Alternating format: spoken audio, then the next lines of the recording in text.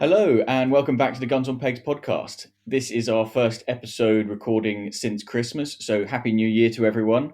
This is episode 5 of series 2, and once again, I'm joined by Chris Horn, managing director of Guns on Pegs. Chris, you're back to being a host. I am. I like being host. It was good fun actually doing the last one, and having a bit of a nostalgic think back to the early days of Guns on Pegs. It was I really enjoyed that with Dad. So yeah, thank you for letting us do it. Well, it was fun. It was nice. But Chris, we've got another guest with us this week. Tell us a little bit about them. Yeah, so this is our High Pheasant episode, and back when we were plotting down who we'd want for these different topics that we'd put down, there was one name right at the top of the list for this one. So I'm really pleased that he said yes very quickly in reply to my email. I'd say that we got one of the most famous High Pheasant shots in the country. We'll see what he says about that in a second. And to quote some friends of mine, he is a true legend. So I don't think you can get a better intro than that. This week we've got with us Gerwyn Jones. Hello, one intro. I don't know if you've been telling you boys tales, I don't know, but yeah. There's a lot of really, really good shots out there. There's a lot of really good shots, but yeah, happy to be on. Have a chat with you boys. Yeah, looking forward to it. Well, it's a real pleasure to have you with us, Gerwyn, and really looking forward to our chat today. But first order of business, as always, what's that you're drinking? I've got it's the last bottle actually from 2010 of some sloe gin that my mum made. 2010. And it's like nectar. Just mum gives me a couple of bottles most years that she picks on the farm, and I just stick them to one side, and then every now and again just get them out. So there was a couple of bottles from 2010. One I've drunk over the course of this season with a couple of mates here and there, and I thought, do you know what, it might be the one to have for this. So yeah, it's really, really lovely. It's really good. That's amazing. I make a bit every year, and this is the first year ever that I've not run out by this time of year, and that is simply because we haven't had the days at home because of all the Corona stuff. Yeah. So I'm fascinated to know, like, how does it change over time? I've heard lots about it, but I've never actually spoken to anybody who's actually had some really old sloe gin. I think it's like wine in a way. It just gets better and better. It goes clearer. It's thinner, and it's almost like the color of brandy. It loses the redness, the red tinge, but it's just so smooth. It is like silk, quite literally like silk. But I'm very jealous. if you've got a couple left, hide them somewhere and forget about them for 10 years. Well, I was about to say that's the most amazing thing about a 2010 bottle of sloe gin is that it's 10 years old that you managed to keep it for that long. And not drink it. Yeah. I'm quite good like that. It's same. I kind of just put it to one side and kind of forget about it, and then because a lot of the shoots and things that you go on now, the shoots usually supply you with sloe gin, so I just take a bit of my own, occasionally just to have a little slurp in a hip flask and that. But of course, on a year like this with the COVID and that, you haven't really been able to share it or anything like that. You just haven't bothered. So it is good. It's really good. It's really good. Have you ever done sloe whiskey? I've tried it, but I've never done it. Yeah, have you? Yeah, it's do you know what? I never used to drink whiskey when I was younger, and actually, it was what got me into it. That you can do it, and it doesn't really taste anything like whiskey. So use some real crap, kind of like you do with gin in a way. You don't use the best stuff. It's a dreamer of a drink. People always sort of raise their eyebrows when you say it, but I can't encourage it enough. Yeah, no, I've tried it. One of my mates back up at home, Phil, was my oldest, closest mate. He's got a little shoot on his farm, and I've been up there for ages with the boys. But he did some a good few years back, and you wouldn't want too much of it. Let's put it that way. It's really nice. Yeah, indeed. George, what do you want? Well, it's funny that you should talk about what got you into whiskey, because I have got a glass of Lefroy, which is the first whiskey that I ever really sort of it's what really turned me on to whiskey in the first place. And as you say, it's really peaty. I was on a fishing holiday in Scotland with my family, and we'd had a big boozy supper after a really good day's fishing. I think I might have had my first fish that day, although that might be complete rubbish. I can't quite remember. It was nearly 10 years ago, and I was trying to think what to have today, and it felt like a suitable drink to have, cold weather, all that sort of stuff. So yeah, I've got a pretty decent sized bucket full to last me the podcast, and it's still my favorite. I like them smoky and peaty, and I was going to say because you said Lefroy Lefroy turned you on to whiskey. I remember Lefroy when I was younger. My dad used to drink it, and it turned me right off whiskey. It's one of those things, sort of East and West Coast, isn't it? Because actually, it was the West Coast ones that got me onto it. And I still to this day, I can't really drink Lefroy, but maybe that's just because I don't know, can't even grow a beard yet. The thing I always think about it is we used to have a family cottage on the west coast of Scotland, and it smells like the bathwater used to smell in that neck of the woods, and it's got really kind of evocative memories for me. So yeah, that's one of the reasons I like that peatiness to it. Wonderful. Yeah. Chris, I've seen in the video that you've got something very strange looking. What have you got? I'm double parked. But I haven't been too well this week, so this is a first for me. I'm double parked with an Earl Grey and a Barocca.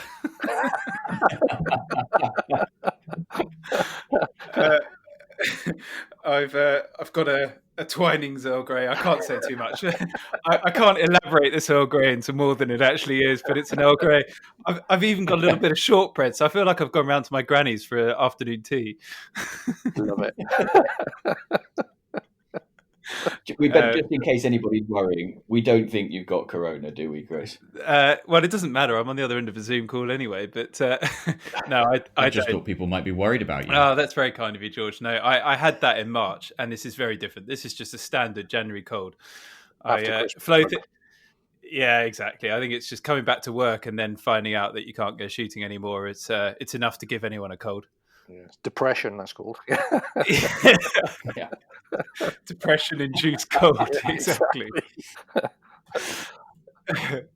All good otherwise. Good. Well, I'm glad to hear it. Right now, Gerwyn, we're going to get into the meat of things, and it's I keep saying to every guest, it's not all fun games, and we're going to put you to work, and you've got some important decisions to make coming up.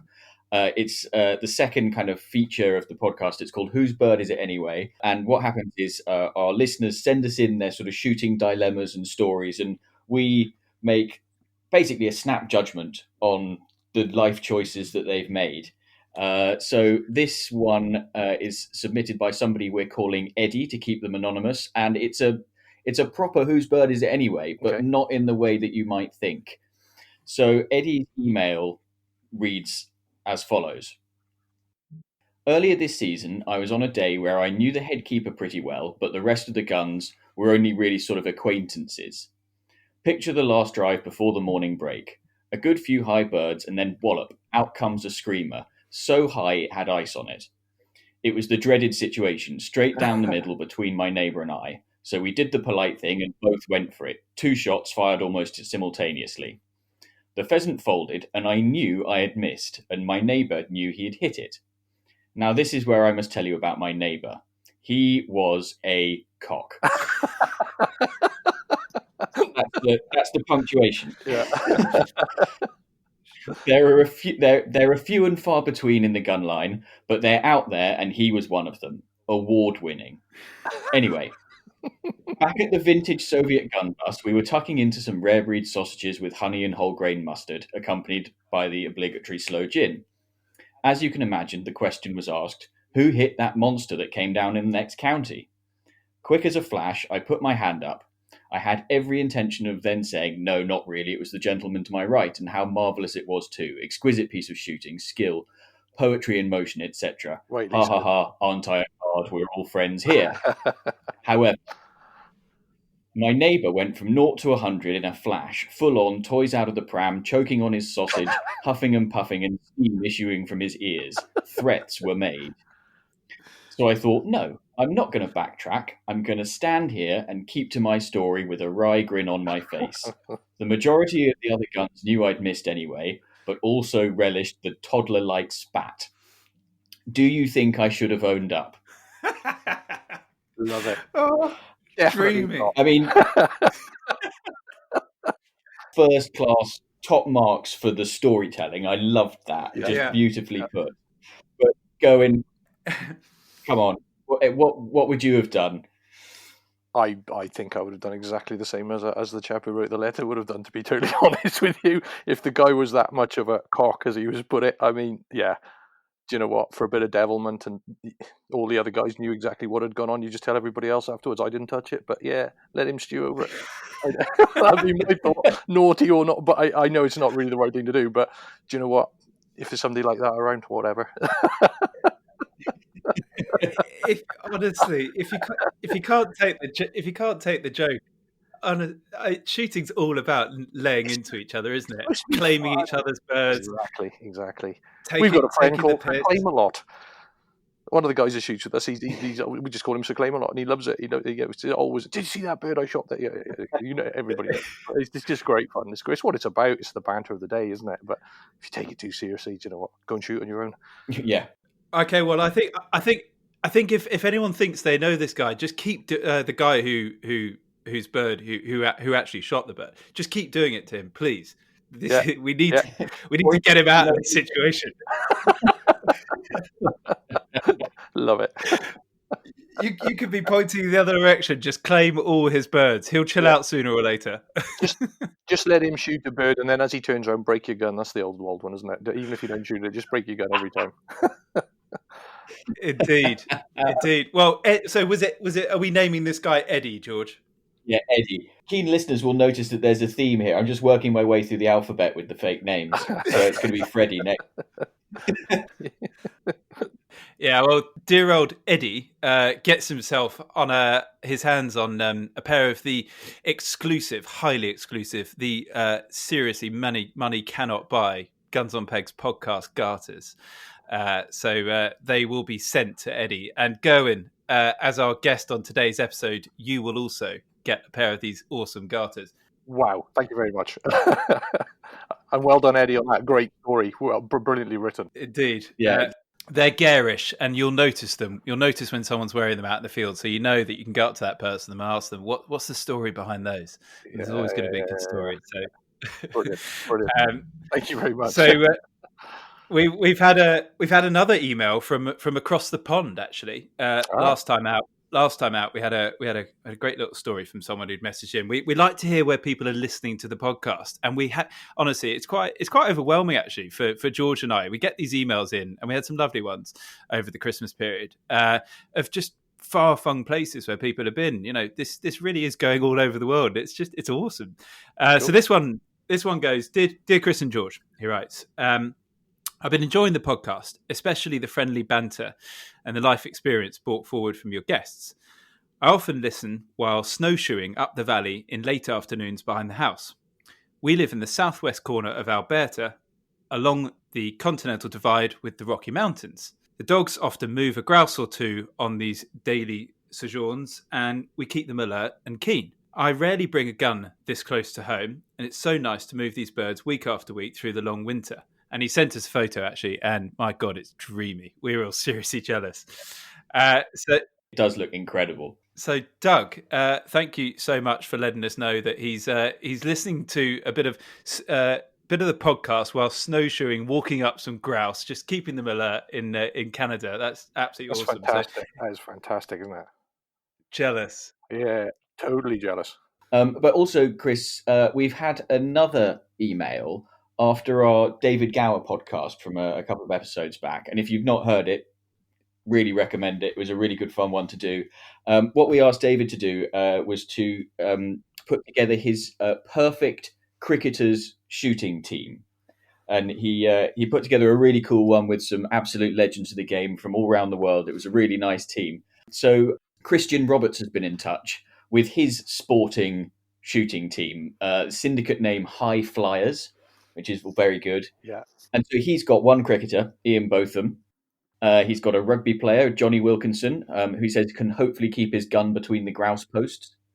We've got an Olympic gold medalist in Peter Wilson to help keep the bag around where it should be.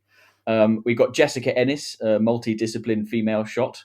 We've got David Beckham. And then finally, we've got Frankie Dettori, who he says is small in size, so he can help with the ground game.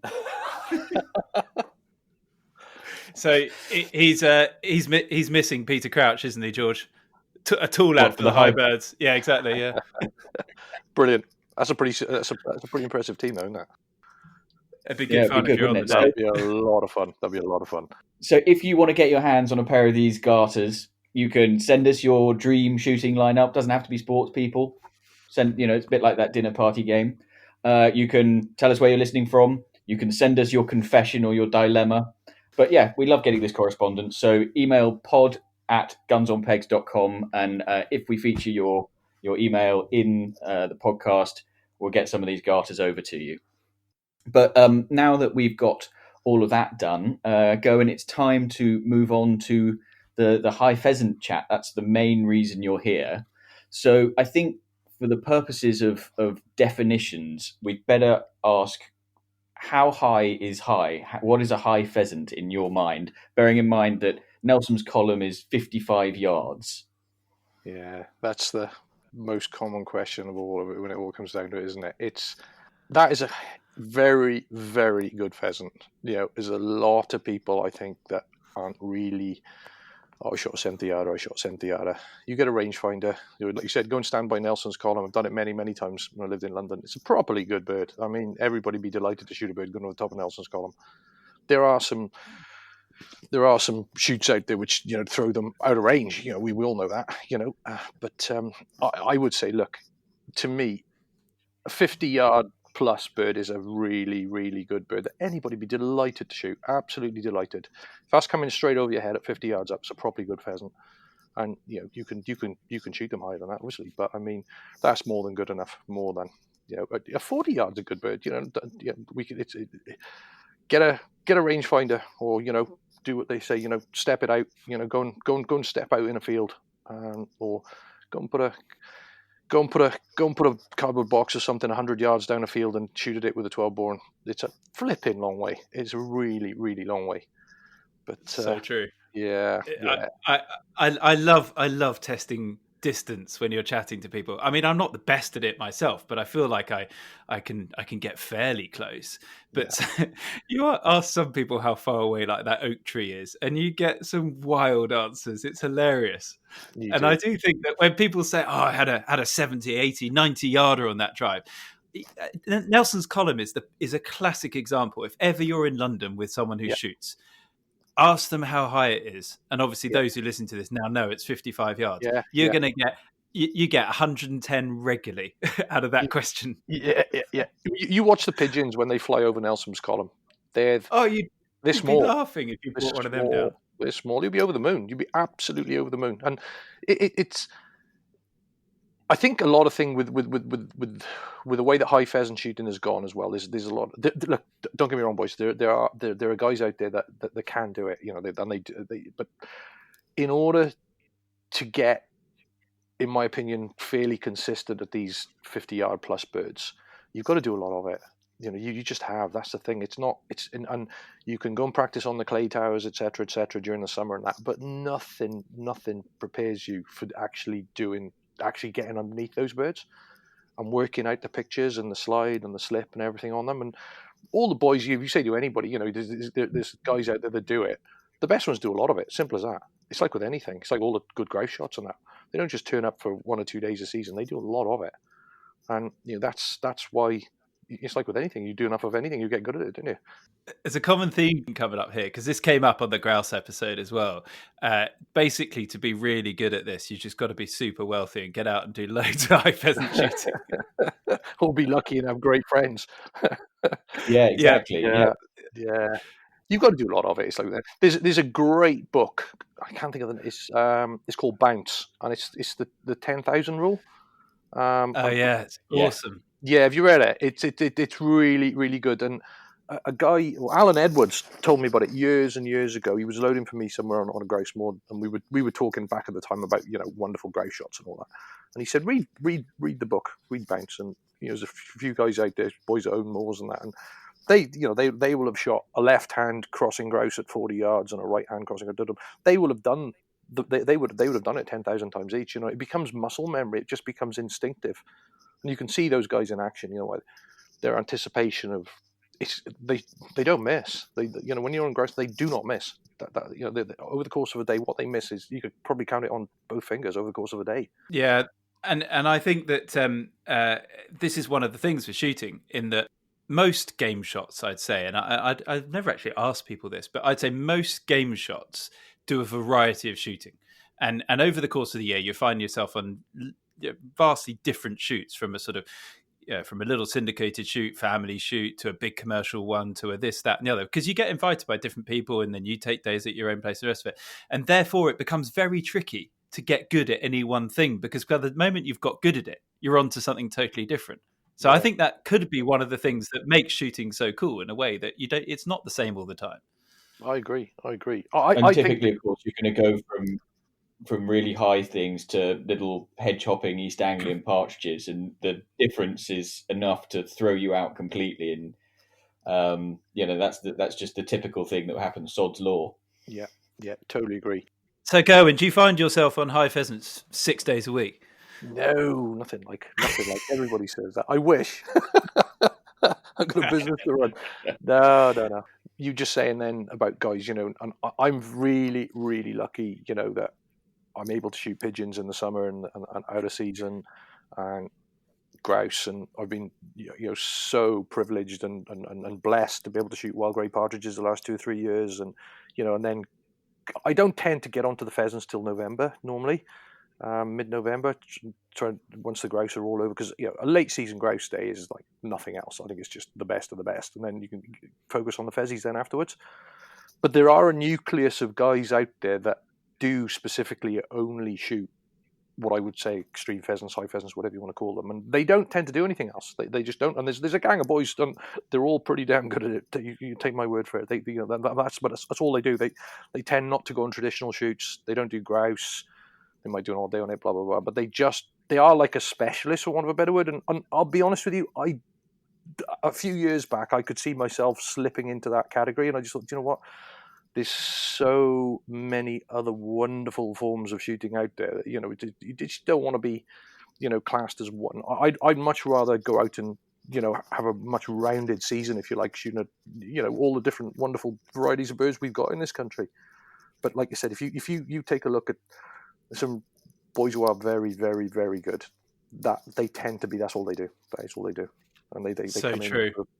They come in October and start up in. There's a bit of a sequence in. I was going to say, just to be out doing it 3 times a week, there's got to be something about it that you absolutely love. So for people who've not had the experience, maybe could you try and sort of paint a bit of a picture about what it is about that high bird extreme pheasant shooting that sort of makes you tick?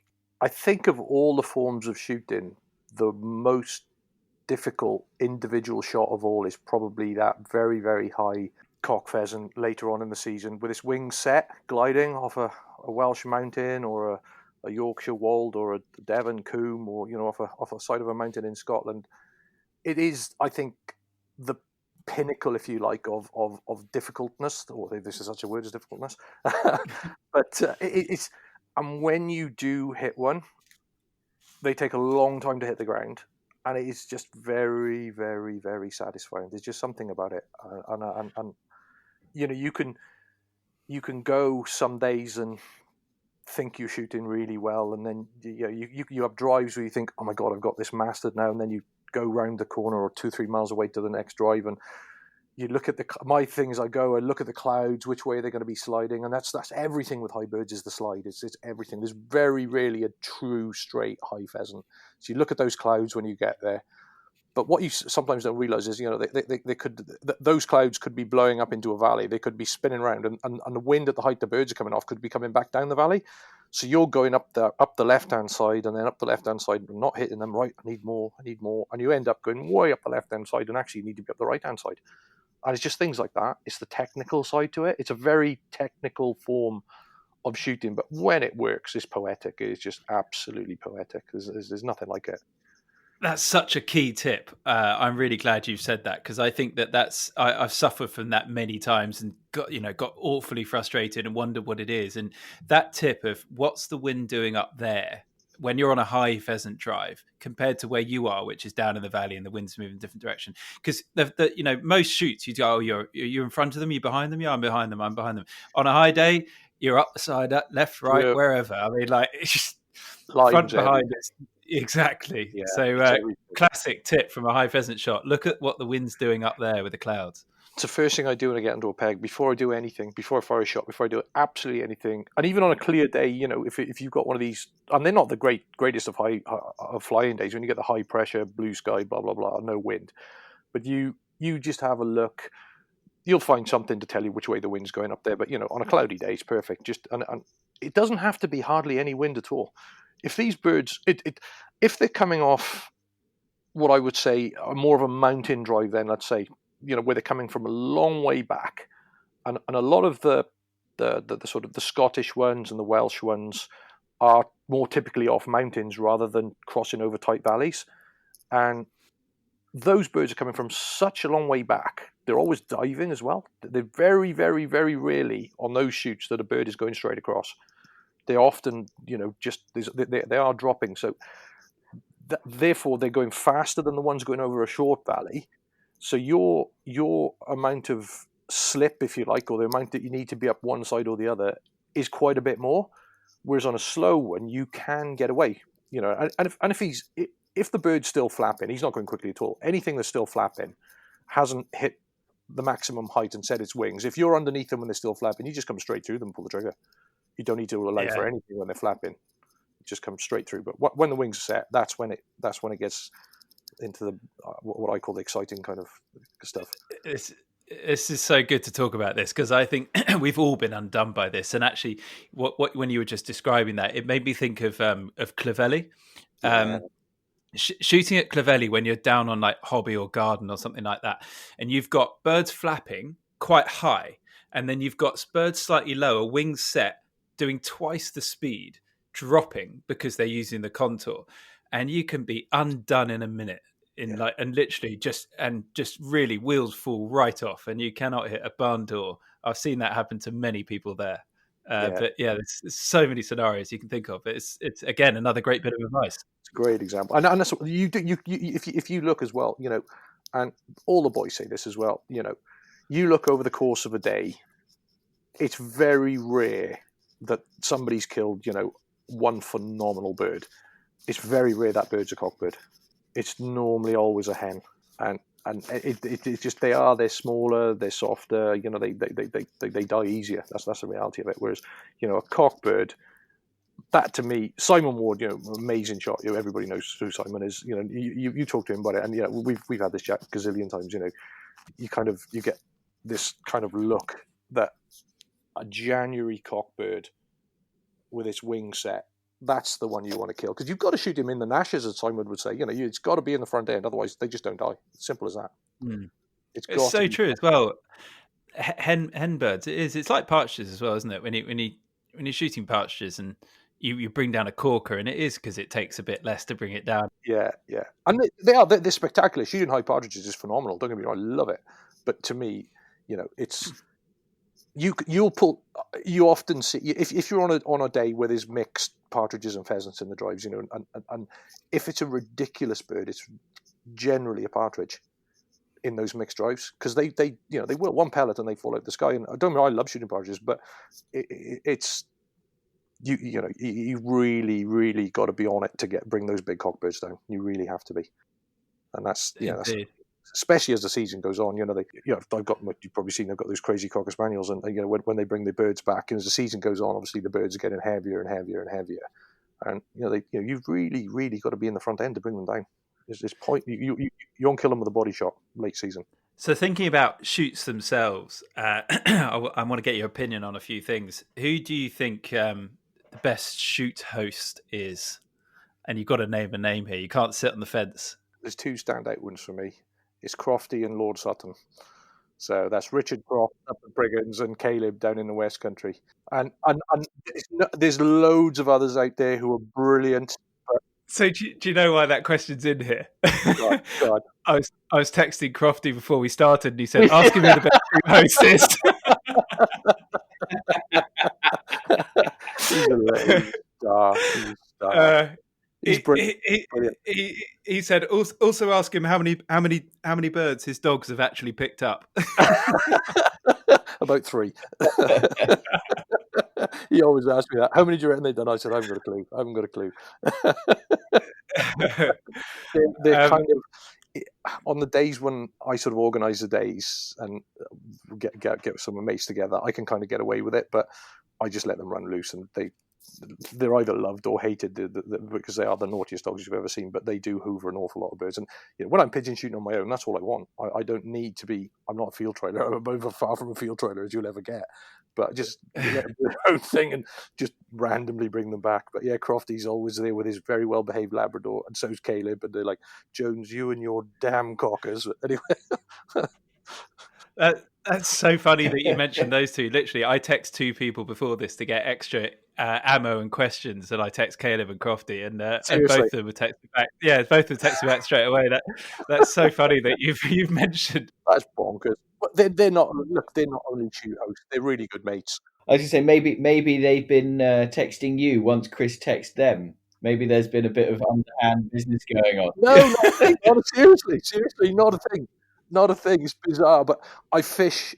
My absolute, I love fly fishing, as you probably know, and I fish quite a bit with Caleb, and I just got to know Crofty since he's been up at Bettis, and they're great guys. They're mates. They're not just random shootouts. These boys, we're proper friends. Always will be. They're great lads. They're properly good, and they really, really take it seriously. And they've got. I don't know what they've just got a little bit of something different. Halfway through, I've seen Caleb do this. You could be on a drive, you blast the horn halfway through the drive, or even a quarter of the way through the drive. Like, what's all that about? Right, this isn't working. Let's go. Come on, boys. We'll go and have a quick drop of sloe gin now, and they'll go and blank another drive in. So he'll go off piste. What they've got planned at the beginning of the day, and if it doesn't work, there's not many people that do that. Especially in the commercial world as well, where they've got another team coming in a day or two or something, blah blah blah. But those guys go the extra mile. They really do. And they'll move guns. And there are Stuart Morn's really good at doing that up at Whitfield. He's always moving guns to get them in the shoot.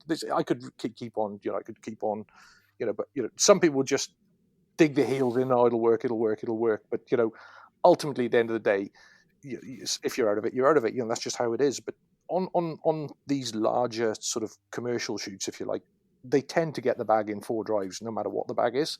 It's early season, so if you are out of it for one of the drives, it's a quarter of your day, I suppose, isn't it? So the guys that really stand out, they know that and those two, Caleb and Crofty, they both love shooting themselves as well. They're very good shots, and they see it from both sides. And I think that's a lot of it. When you've got a keen shooting man running a shoot, they go the extra mile as well. Yeah, indeed. No, I can certainly vouch for those two guys. I've got a follow-on question. I'm not going to ask you what your favourite shoot is, because I think you probably get asked that all the time. It's too easy.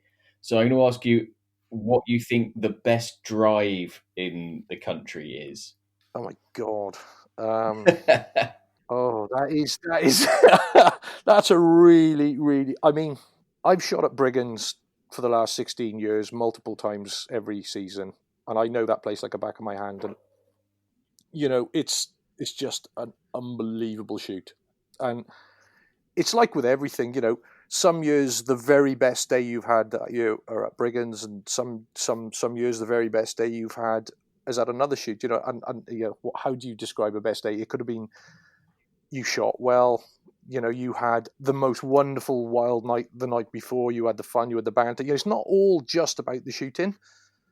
And I'm veering off here, I know, but I mean, oh God, it's so. I mean, if I got one drive left to shoot, it would probably be Welshaven at Brigands, which is a phenomenal drive off a brackeny type V-shaped valley where they come off. And they're not out of range. They're not 1 or 2 are out of range, but the majority of the birds on Welshaven are just in range.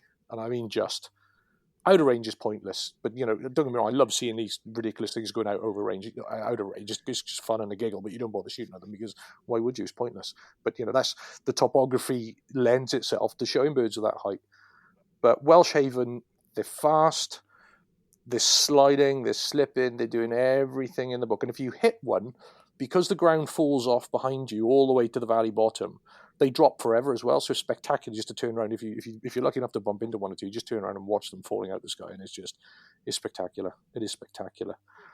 But I'm going to throw one more drive in, which not many people. Well, you either know about it or you don't, because There's a new drive last year up at Merton Grange, which is Merton and Hornby combined, which is run by Chris Blundell's team. You've got Trevor Bailey up there and Sean, and I mean, those two boys are serious players. What they don't know about flying pheasants isn't worth knowing. And they've got this new drive called Cliffwood, and we were up there last year. We had this day that Chris very kindly invited us, and George was with us.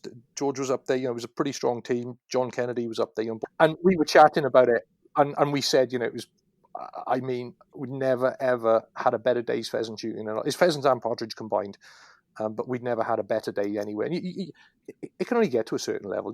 You can get those days at Brigands, you can get them at Shargat, you can get them at Maristow, you can get them at Hadio. There's 20 odd absolute amazing high bird shoots out there, and one's probably not better than the other. On their day, they can all give you the most outstanding days. But Cliffwood, like I said, it only started last season.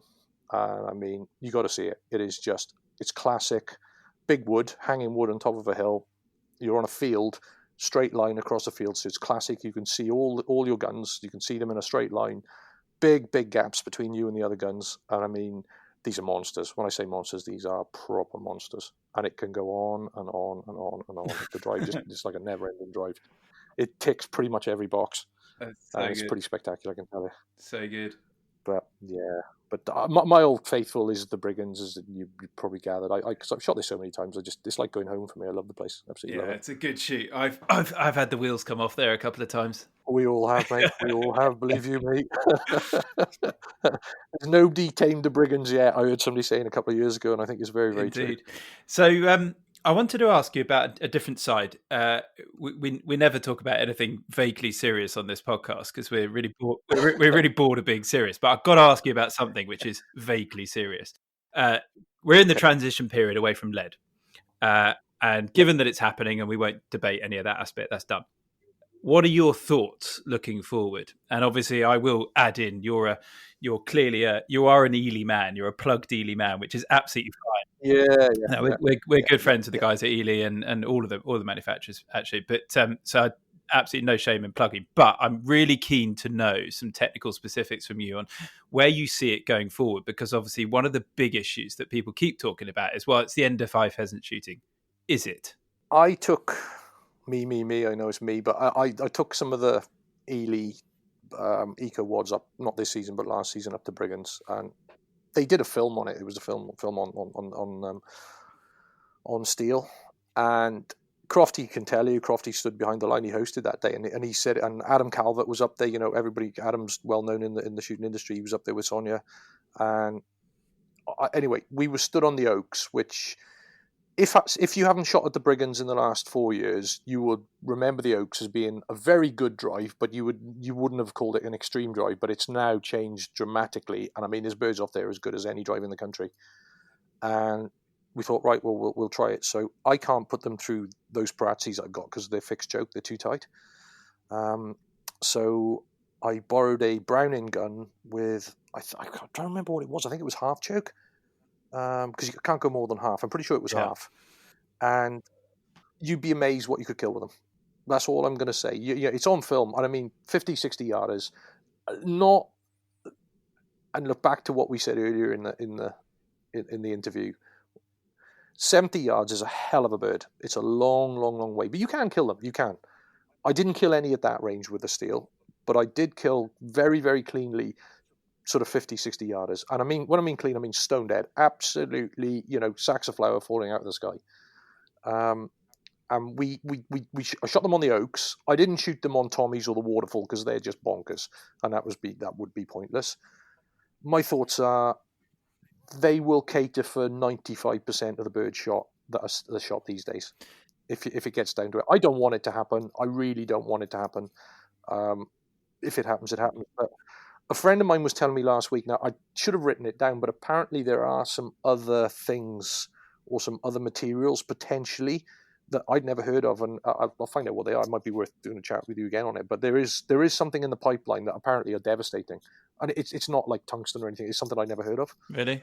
Price is going to be the issue with a lot of these things. I mean, tungsten matrix is as close to lead on the old density scale. It's 10.9, lead is 11. So tungsten matrix is as close. And if you can afford £1 a shot, but then again, if you can afford to go on a big day at the Brigands, then exactly. That's the thing. We all say it's they're too expensive, but at the end of the day, if you put it into percentages of what the day costs anyway, and at the end of the day, you'll only need those cartridges on these birds. The steel will cater for your 40, 50 yarders all day long, but it won't cater for the really extreme stuff. But then, okay, so what you do, if you're going, let's use the Brigands as an example. So if you're going to Tommy's, which is a awesome, phenomenal drive, but they're mental. All right, get your tungstens out, or heavy shot's another one. The Remington heavy shot they use in the States. They've done tests on them, and they reckon that I've never seen it, but they reckon you can kill stuff 80, 90 yards with that as clean as a whistle.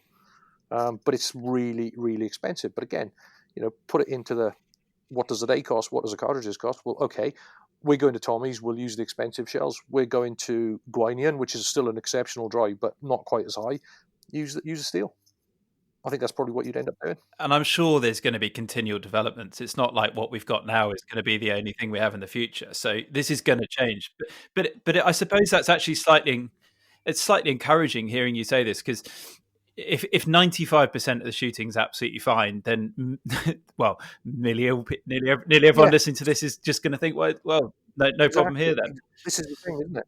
This is the thing. I mean, even on when you go on these bird days, let's just say, for example, if you have a day at the Brigands, some people may class it as a big day, some people may not. You tend to do 400 bird days.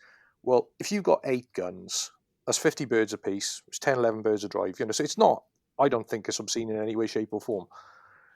But when you're going on those days, if you how do I put this? Let's say your bag's 400. Of that 400 birds you've shot, I can guarantee you, no matter who the team is, that a small percentage of them are going to be 70 yards plus. Most of them will be between 50, 60, 70 yards. And there's loads of guys out there that, oh yeah, I shot this and I shot that, blah, blah, blah, blah. We all know it's not true. It is not true. There's a range where you can kill things out to, and I've seen it. I've seen a lucky pellet kill things, and I believe 90 odd yards out to 100. I've seen birds killed at those ranges over the years. But it's a lucky pellet, boys. That's all it is. It's simple as that. There's no consistency as that, and it doesn't make you an exceptional shot. It makes you a lucky shot. And it's simple as that. It becomes harder and harder to defend as well, doesn't it? Yeah. I mean, why would you? What's the point? That technique is out of range. Now, if I see one that's at a pellet, I don't care how far away it is. I will always give it a barrel. Yeah, agree. Yeah, I hate people not doing that. Because cartridge ratios, I detest. Oh, I shot at 1.2 to 1, 5.6 to 1, whatever I shot at is irrelevant. I couldn't give a hoot what my ratios are. You're there to dispatch these birds as cleanly and as efficiently as you can. And if you see one prick, for God's sake, give it the second barrel. And if you're stood next to him, if you're either side, both of you should be shooting at these birds as they're going to the ground behind you. It reminds me of a day I had, literally one of the best days of my life. I was at Stanage, and I was standing behind the line with Jonathan, and my job was to clean up anything that was pricked. So literally, right to Rome, loose your barrels off at something 2-3 pegs away. Dream job. Just because, if it's taken one, you've got to let a barrel off. And it was one of those days where everything clicked, like you refer to, and I just couldn't have gone better. And I would never ever forget it. It's so good, and it only happened because the day before got cancelled and various things happened, and so I found myself standing behind the line cleaning up, and dreamy. Yeah. It's wonderful. If somebody says, "Go," the Oaks at the moment of the Brigands. If you're lucky enough to get placed on the field down by the farm, which is right down in the bottom, I mean, you've got these most ridiculous things coming over. They're insane. But what you can also do there is it doesn't matter who the team is. The team I shoot with are pretty damn straight. I can tell you. There's some very, very, I rate some of the best shots you'll ever see, and nobody kills them all. Simple as that. Just nobody. And you're there, and it's just you're getting a chance to do the right thing by, dispatching one that's, it's a dead bird flying, for want of a better word. So you can do that, and obviously you get the chance to shoot these monsters as well, and it's wonderful. I just love it. I absolutely love it. I go back on all day if I could. It'd be brilliant. It's completely unlike the type of shooting that you've been talking about, but my brother runs our little shoot at home, and it's noticeable that he quite frequently says, "Well, I'll run the day, but I'll also back gun." Yeah, and that old chestnut. And annoyingly, of course, he does clean everything up behind us, and it's brilliant. And there's a reason he does it, and it's not just to wind us up.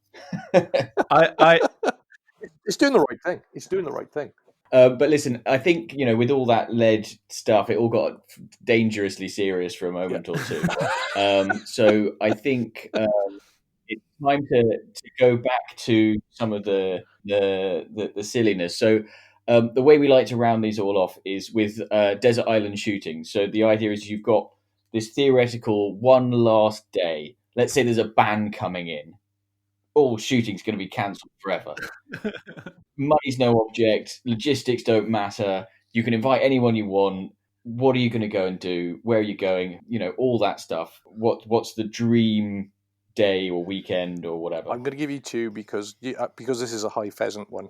But my absolute last day shooting ever would be at Milden in Glen Esk with our wonderful host, Dick Hansen, and Nick Bakey would be there, and Posy would be there, and Phil would be there. And it would just be the dream scenario up on the north side of Milden. Is just heaven. It's heaven on earth, that place. Unbelievable. Have you listened to our podcast with Phil Burt? I did listen to it the other day, and he's like, I said, that's unbelievable, because the amount of shooting that Phil's done over the years, he's been around a lot longer than I have, and he's like, he basically said the same thing. I thought, yep, I'm with you there, mate, all day long. It is. You can't describe the place. It's just special. It's so special. But seeing as this is a High Pheasant one, I suppose I better do a High Pheasant day at night. So I would be very greedy and do a back-to-back, if that's all right. Yeah, sure. And I would just, because money's no object, and you've got helicopters, and you can do what you want. They're going to be 6 drive days, and day one, because if this is the dream scenario. So I'm paying for it as well. Yeah, you're paying for it. Right now, even better. So day one, day one is in Wales. So we start off at the Glog at Three Valleys. Which is the drive behind the lunch hut, and they come off a big bracken bank, and they're just skyscrapers. It's a very classic drive. You're all in a nice flat field, big long sort of arc shaped line, and they're big birds off there, and they take a lot of working out. And from there we would nip over the hills to the Oaks at Brigands, and I'd put half the line on the front field and half the line down on the back field for where all the crazy birds are, and the Oaks is just amazing. Then we'd nip across to Welsh Haven, which is also at Brigands. And as you know, I said earlier, that's my favourite drive. We then do Heaven's Water, which is funnily enough at Brigands again, off the top of a mountain, straight out across, ridiculous birds. Then we would nip down to a new one at Dovey Falls, which Anthony's just got going this year, Anthony Price from Cambrian.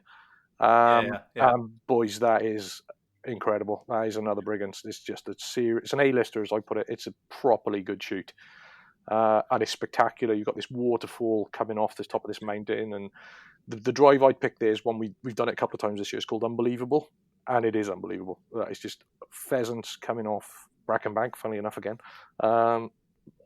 You're in the field in front of the pen underneath, and these things are from 40, 50 yards. I reckon I saw some pheasants here this year, 140, 150 yards up. Pointless, absolutely pointless shooting at them, but just to see them is just spectacular. It was a hell of a drive. It was bonkers. And then we would go, for the last drive, we'd go to the Bont, which is over at Sweet Lamb, which is, again, it's just a crazy mountain drive where these things come off, and it's just like, yeah, good luck with that, boys. They're just crazy birds. And so that would be my ultimate day in Wales. So I'm delighted to say that nearly all of your first day can be found on Guns on Pegs if anyone's interested. Can it really? Yeah. Well, I never. Yeah, well, it's basically Three Valleys, Brigands, and Dovey Falls and Sweet Lamb. So, yeah, technical stuff. Very, very technical stuff. So then the second day is going to be a total logistical nightmare, because we're going to start down in the West Country, and we're going to go and see Lord Sutton down at Sharga, and we're going to start on Fat Hen, which is an incredible drive. Just big pheasants. You know the one. I mean, it's brilliant. We're then going to go to Lords, which is another relatively new drive he's got at Sharga, where they come off this big piece of Clearfell. They're monstrous things, absolutely monstrous. They're diving, nothing straight, right on the edge of range, doing all sorts. Then we're going to go to Swine's Cleef, which is at Hadio, which I haven't done for a few years now, but still got wonderful memories of shooting that drive there, as good as you want. Then we're going to nip down to the Pentilly shoot, just the other side of the River Tamar, and we're going to do Crocodon. And John Rogers has got that now under new regime, and we've shot it twice this year, and it's off the Richter scale. It's as good as any drive anywhere you ever want to shoot. So then we're going to, in these super fast helicopters we've got, we're going to go all the way up to Yorkshire, and we're going to do Cliffwood. It's going to be a long day. We're probably going to have to do it, the first day of the season when the days are long. Cliffwood up at Merton with Trevor and Sean, and that's the one I described earlier as well. That's just an incredible drive. And the grand finale is going to be all the way up to the Angus Glens to Milden. And you may not know that Milden's actually got a very, very good pheasant and partridge shoot as well in the valley. And there's a drive there called Dalhesney. And there's birds there as good as anywhere in the country. And it's just extraordinary. So I can't think of a better place to finish it off than up at Milden. Oh, and then go home and sleep for a week. Yeah. I mean, chuck the guns away, be done with it, get in the bath, think about it. Job done. You get a few memory makers there, but that's I think that's what I do. That's a lovely way to end it. And I love the passion of you talking about that. And that really describes it all for me when we're talking about high pheasants and, why we love doing this. It's all coming through when you're describing it then. I think you either get it or it's like you said, we're all very lucky guys. We've been able to go around these different places and see these wonderful estates. But I mean, listen, if you can't get passionate about it, I wouldn't be doing it. Simple as that. I really, you do occasionally, like the gentleman that wrote in earlier, we were discussing, you do get an odd occasion when there's somebody there that they don't really seem to be enjoying themselves. And I said, what's the point? It's your day off. You're there to have fun. And if you can't, you're on a peg anywhere in the country, on any shoot in the country, you're having fun. As simple as that. It's what it's about. And like, if you're not, why bother? Yeah, so true. Well, it's been absolutely brilliant chatting about this, and you've given some fascinating insight into some of the best shoots, some awesome little tips along the way. Really great guest to have along. Thank you, Gerwyn. Yeah, it's been fun, boys. Well done. Thank you very much. So, Chris, before we say goodbye, just let everyone know, I should say, what's coming up in the next episode. Yeah, we're deviating away from the shooting per se. We've got our Gundog episode with the incredibly well-known Ben Randall. So really looking forward to that one. Coco, my old dog, went to Ben when she was very, very young, actually, and he said she's he said she's wasted on you, Jones.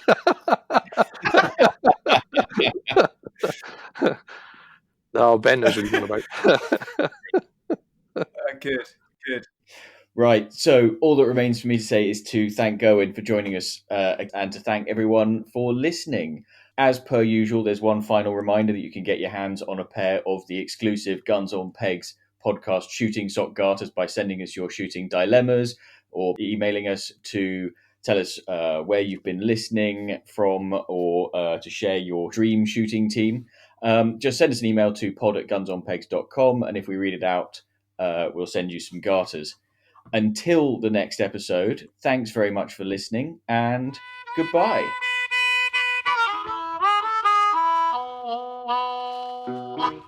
God, that went quickly. It's unbelievable. You're right. You said it would.